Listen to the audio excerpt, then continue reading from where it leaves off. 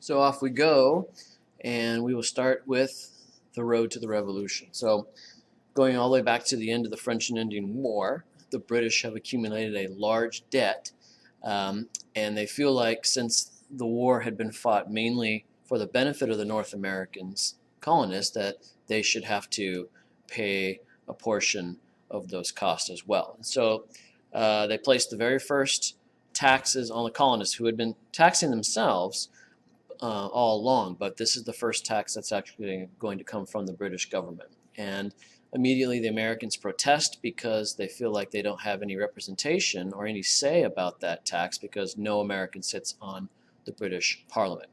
And so that brings us the famous phrase, no taxation without representation. And so protests, all the way from political protests to downright terrorism, erupt in Boston and other places. Things get burned down, demonstrations, burning of effigies, tarring and feathering, all these things start to happen. All the way down to the point where the original taxes are repealed, the new ones are added, and all that sort of thing. But kind of the fateful moment was when the Americans were protesting a tea tax, and the infamous Boston Tea Party occurred, where they dumped all the tea into the harbor, unleashed embargoes on Britain, which is the the banning of any kind of trade with Britain until the situation had been restored to the way it was in the beginning. And so throughout the years leading up to the Declaration of Independence, the Continental Congress is meeting in Philadelphia, but always hesitant to break away from Great Britain. They saw themselves as Englishmen and actually, valued that identity. And so they were never hasty to become independent. But as time goes on and the situation gets more dire, they do agree to become independent. And the famous story is that Richard Henry Lee on the 2nd of July stands up and makes the motion that the United States should declare their independence. And then, so that's the real Independence Day, but the group decided that they needed a commentary, which was penned by Jefferson and adopted by the Continental Congress on July 4th. So that becomes the lasting Independence Day. But that was only the declaration. They had to go and fight the war, which took all the way until 1783, until it was finally all nailed down and sealed up. And so now we have an independent American nation. And the only question was, how are we going to run this thing? So the first constitution that's drafted is called the Articles of Confederation. And this is deemed to be a league of friendship and perpetual union. And it creates a confederation, which is not the kind of system that we have now. Instead, it was a loose grouping of various states. Around the world today, different countries are called states, and most of what we call states are provinces. And there's a reason why we have that distinction. We almost envisioned 13 separate little nations that would come together for a perpetual union to help each other out and for everybody to be in their best interest. And so from the get-go, the states are going to have the most power. They don't want an overbearing government like they had with Great Britain. And so it has a unicameral Congress with representatives from all the various states. They have one vote for every state. And there was no president because they didn't want to wind up with another king, no court because they had a bad taste in their mouth from the revolution about that. And the legislature was intentionally made weak so as to not be able to supersede the wishes of the various states. Likewise, Congress could not tax. They could only request that the various states send tax support. They could not regulate commerce amongst the states. They would do it themselves or by agreement. And the states basically had too much power. We got to the point where the national government was powerless to deal with the problems that were holding the nation back. There was economic trouble and leadership trouble. There were uprisings all over the place. And so there was really no kind of guiding principle or any kind of continuity keeping everybody moving in the same direction. And so in the 1780s, during the years where we had this Article of Confederation, it was very tedious attempts to try to get things rolling, but it was proving to be a situation that was not very fluid. The symbol of this is Shays' Rebellion, where a Revolutionary War hero named Daniel Shays in Massachusetts leads a band of farmers who go down armed to their local courthouses where their farms were being auctioned off because they had been foreclosed. So the economy is really bad. People are getting disgruntled. There's really no leadership to get things under control. There's nobody or no Congress powerful enough to get the economic situation under control. And so while the rebellion was put under control, it signaled to everybody that changes need to be made. At least we needed to modify the Articles of Confederation. And so in 1786, we have some delegates meeting in Annapolis, Maryland, and quickly they realized that a revision wasn't going to do the trick and that they needed to meet again later in order to devise an all-new constitution, which was technically illegal, but definitely very controversial and also secretive. And so in May of 1787, the Constitutional Convention would meet in Philadelphia. So we wind up with 55 delegates from all the states except Rhode Island, who was the constant troublemaker those days. And again, revising the Articles was not the real objective. It was starting from scratch and introducing new ideas and addressing the problems that we had under the Articles of Confederation, which was that there was too much power for the states and not enough authority with the federal government, or the national government, to kind of direct traffic. And so they draw upon three main philosophers from the days leading up to this time. Thomas Hobbes, who is a conservative, who wrote the Leviathan, which is a manifesto on the belief that people are bad and need to be controlled. On the other hand, they also drew from John Locke in his famous document, The Second Treatise on Civil Government, where he states that people's rights need to be protected. And actually, at their core, people are good. They may become corrupted, but they're at their core good, given to them rights and from God that can't be taken away from a government, actually need to be protected by a government. And then at the other far end, on the left side, you have Rousseau, who wrote The Social Contract and believed that people have freedoms, that democracy is something that should be protected, or at least the roots of that kind of idea. So you have the full spectrum of beliefs working its way through the discussions at the convention. So really, to get to a better picture of what these philosophers were thinking, and we have to look at, what is the role of government, what is the true behavior and identity of human beings. So we take, for example, Tahiti, which at this time is being discovered along with a lot of other Pacific islands by various explorers. And they came upon the primitive peoples, the aboriginal peoples that lived in these places.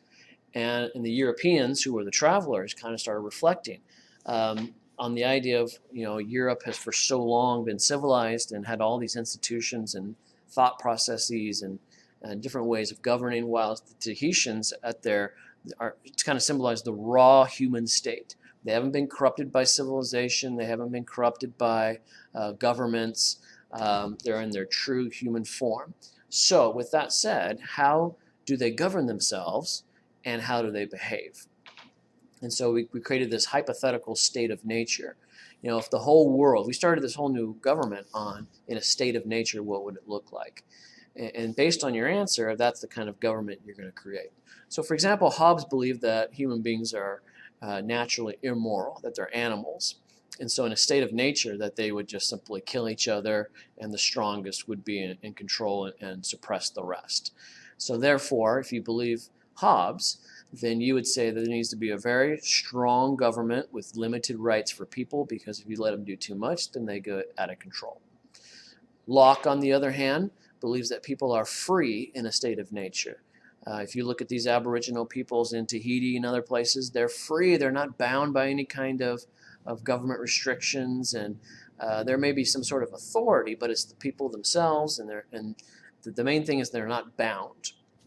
And so they give up some of their freedom. Everybody works together. Everybody knows they have to make huts and to find food. You give up some of your free time to provide for the needs of the group. And so Locke basically says, likewise in society, everybody has freedom. We try to maintain as much freedom as possible, but you do need to have limited standards in order to grow a civilized society. So he's kind of the middle ground. Rousseau, on the other hand, says that, yeah, people in the state of nature are kind of dirty and grungy, but they are free, and that makes them noble savages. So it may not look good, but he would agree with Locke that they are free. And he says that government creates corruption, that civilization and these institutions that we've created for so long basically destroy the soul of human beings. And so he says that as little of government as possible is good, and that people can handle it themselves, that they should be the ones in charge. And it may not look good, but that's the way it should be. So like I said, Hobbes is going to say that government rule is to provide order and to prevent war and to keep these psychotic human beings under control. Locke, on the other hand, says that we do need government, but it shouldn't be overbearing. People have natural rights that are given to them by God. This is where we get the life, liberty, and the pursuit of happiness, which Hobbes originally said property, whereas Jefferson changed it to the pursuit of happiness. And basically, Locke will say the only purpose of government is not to keep people under control, but to protect them from anything that would take away these fundamental natural rights. Today, we call these things civil liberties. Rousseau, on the other side, says that government should only serve the purpose of uniting the people into the general will and doing what the people want. There is no government to the people. It's only people to the government. And so again, we see some of the roots of the ideas of democracy, where government should do the will of the people. And in today's democratic systems, politicians have to get themselves elected. And they can only do that by doing what the people want. So we'll go back to the ideas of the Constitution in a moment, but the convention comes and goes, and they put out a document for everybody to look at. Hamilton and Jay and Madison and some of the other guys who were involved in the writing kind of take the lead on selling it to the public. And these guys write articles in the newspapers called the Federalist Papers, which you can find bound together in books now. And they talk about how the system is supposed to work and why it's a good idea for the states to ratify. The Constitution kind of is self-enacting, and so it's stated in its own text that 9 of the 13 states had to approve for it to go into effect. Not everybody liked the Constitution. Rarely is history as rosy as our folklore tells us it is. There was another faction outside of the Federalists called the Anti-Federalists who hated the document because they more or less liked the way things were under the Articles. They liked that the states had the power.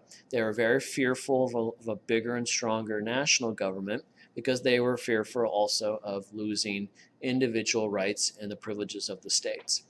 And so because of this, Madison makes a compromise with the Anti-Federalists in the various states.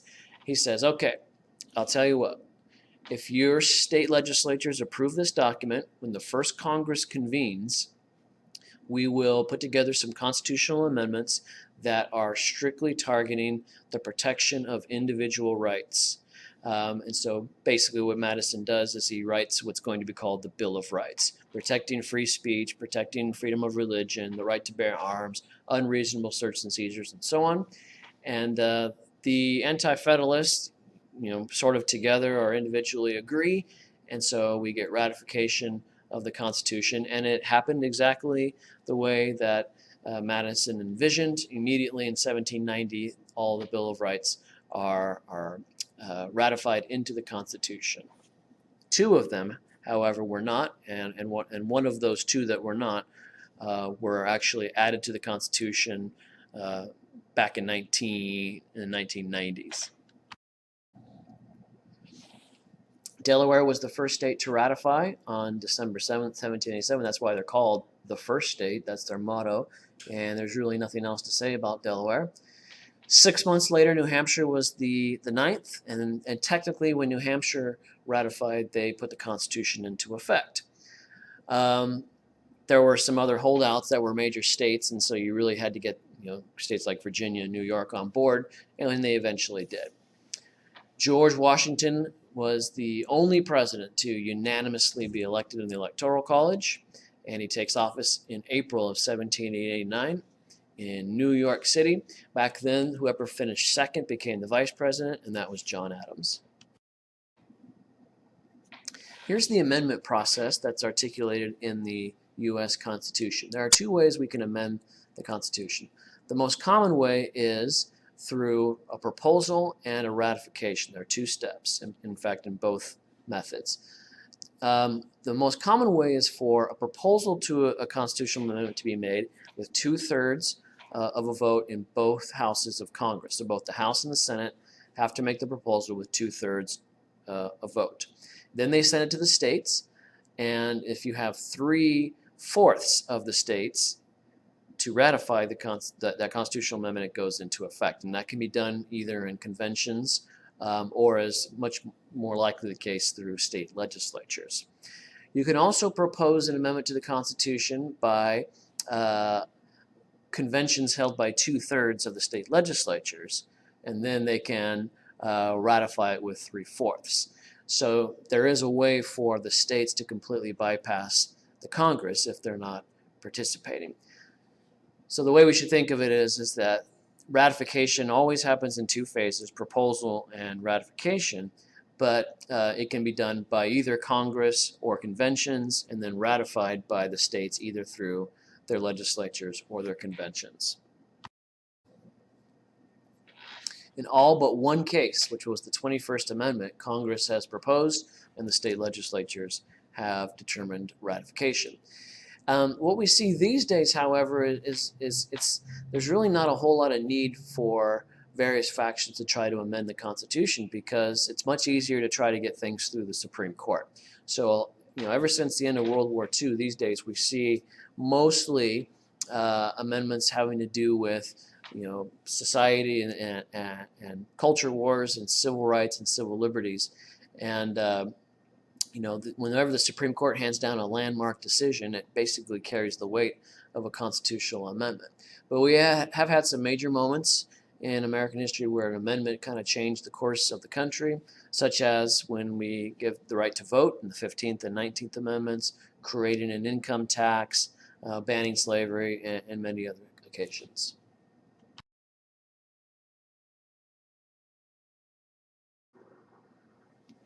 All right, so now we're going to take a look at some of the terminology and ideas that shape what the American government and American state is all about. So, the United States is a republic. If anybody asks you what kind of government do we have, you say a republic. Do not say a democracy. That's an adjective that would describe our republic. So if you want to say today we are a democratic republic, that's fine. Technically, in the old days, the republic was the alternative to a monarchy, so it is nothing more than a state without a monarch. And we have what's called an indirect democracy. A true democracy would be where citizens themselves would be, basically the ones who are in charge of governmental affairs. That would be a direct democracy. And we saw that in ancient Greece. We see that at the state level occasionally. But at the federal level today, we have an indirect democracy where citizens don't themselves serve. You and I don't serve in Washington, D.C. and vote in the Congress. We send representatives to govern on our behalf. And then we see Lockean ideas immediately in that while we do hand over that power to the government, they are limited by a constitution. So those are the foundational ideas of a republic. So, with that said, with representation being such an important factor, at the Constitutional Convention, representation was one of the top issues being discussed. The major plan that would eventually carry the day was the Virginia Plan, or the Large State Plan, or the Madison Model, whatever you want to call it. Most people call it the Virginia Plan because Madison comes from Virginia. And so it calls for something that would be familiar, the three branches of government, legislative, executive, judicial, which ended up being what happened. He wanted both chambers to be bicameral, he wanted a bicameral legislature that would be based on population in both chambers, meaning large states would have more representatives than small states in both the Senate and the House, as it were. The people from the small states rallied around the New Jersey plan, and they more or less wanted to keep representation the same as it was under the Articles, where we had a unicameral Congress, or one chamber of Congress, and every state would get one vote. There would be no executive, no courts. They basically wanted to maintain the status quo. So we're at an impasse because one way or another, somebody's going to be unhappy, either large states or small states. And so Roger Sherman comes along and proposes the Connecticut Compromise, which says, hey guys, why don't we stop fighting and just do both? So we'll have a bicameral legislature that is based on representation, that bases representation on population in the House, and in the Senate we'll have one vote for every state like we did under the Articles of Confederation. So under this system, the larger states would have more power in the House, but in the Senate, every state would have the same voting power. And then they made the decision, well, we should have 2 senators from every state, and everyone said fine. Okay, so today, you take, for example, a large state like California or Texas has lots of representatives in the House. Small states like Rhode Island only have a few. In the Senate, however, every single state has the same number of senators. California, with the largest population, has 2. Wyoming, with a very small population, also has 2. Now, over time, the look of our republic has changed.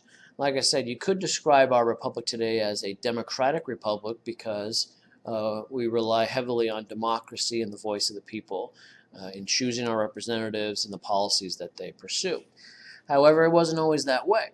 Take, for example, in the beginning, and the question of who could vote. The only thing that citizens could vote for under the original Constitution in the late 1700s was the House of Representatives. You couldn't choose the president.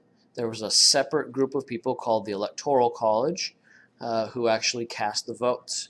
This is literal. Citizens did not have a say about who voted for the president. Instead, the states would effectively choose the president via their Electoral College. It changed in 1824. By that time, more or less, the citizens who were eligible to vote did choose the president.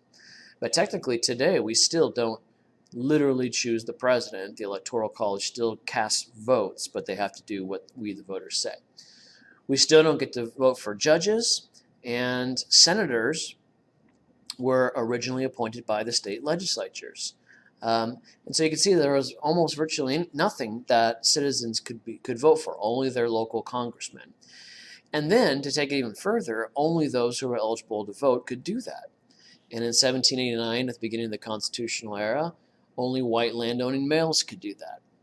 And slowly but surely, we add to that the number of people who could vote. So then, all white males by 1840, all males, including African Americans, by 1870, women in 1920, 18-year-olds in 1971. And so, when you fast forward to today, now we have vastly higher numbers of people voting, and they can vote for more things. We can still vote for our local member of the Congress. We do get to vote for the president as the people. After 1913, we can directly elect the senators. The states don't choose them anymore. We, the voters, do. And more of us are voting. So, bottom line, we basically have gradually changed the look of our republic from one that was dominated by the aristocracy in the early days to more of a democratic republic today.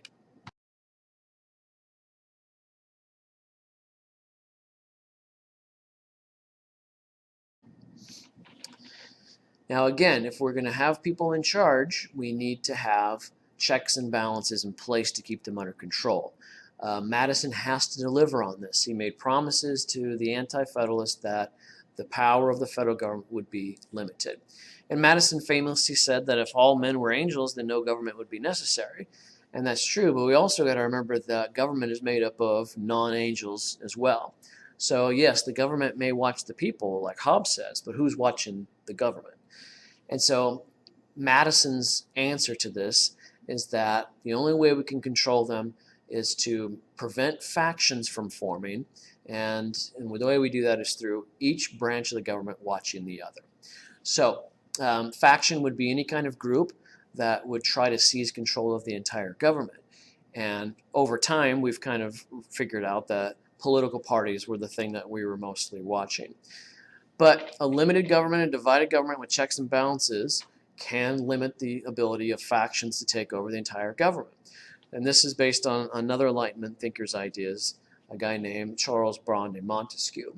So Montesquieu said we need to have a divided government, and each branch of the government, as it ends up being, legislative, executive, judicial, each have certain powers that allow it to check the powers of the other branches. And we also make it so that no one branch can do anything on their own, virtually.